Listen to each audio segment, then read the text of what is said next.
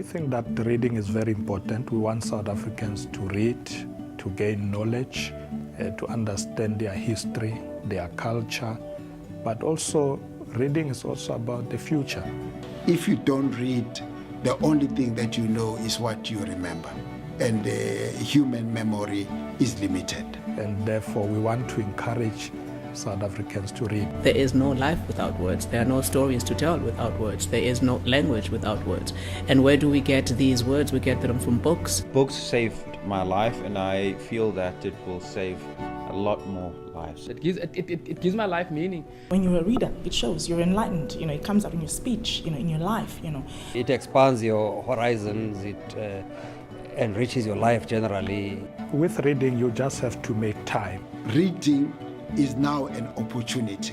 If you like political books, romance, fiction, you'll be able to find a book that is a companion for you. I think when you read a book, it allows you to travel with your mind. You have an imagination. Therefore, you can reach whatever goal you set for yourself. So it's important to read. National Book Week is one of our flagship projects between the South African Book Development Council and the National Department of Arts and Culture. The Book Week really is an attempt to promote the culture of reading. And that's really what we are trying to do, to get people to read. We understood and we knew that not many of our people were reading. We also knew that reading, ourselves being readers, that reading opens up our lives and is a very important part of everyday life. When I was young in prison, I was very fascinated about philosophy. So I read books about philosophy and class struggle.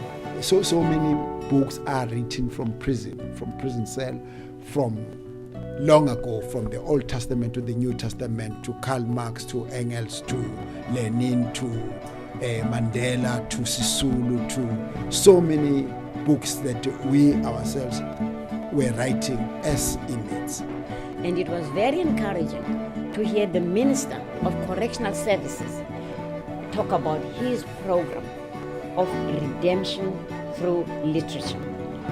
What we find here are these biographies of freedom fighters. This is a contribution from the Department of Arts and Culture. I thought I should take it upon me to join those who are actively trying to create a culture of reading in South Africa. It is quite comforting and encouraging to see authors coming out, engaging with the people who read their stories and people who interact with their content. This book, Living, Loving and Lying Awake at Night, is one of the books that made me think I could be a writer one day. Those people there, both the men and the women, young and old, they could be anybody. And I think it was a good reminder that locked behind those bars are human beings. And it was very good for me to listen to the other side, because my book is about somebody who was shot. I loved the response of the inmates, which was wonderful. Zakes Mda taking his time to be here, him being interrogated by inmates on what he meant by this, why didn't he put it this way, and so forth. It was really so touching, and it gives one hope for the future in South Africa.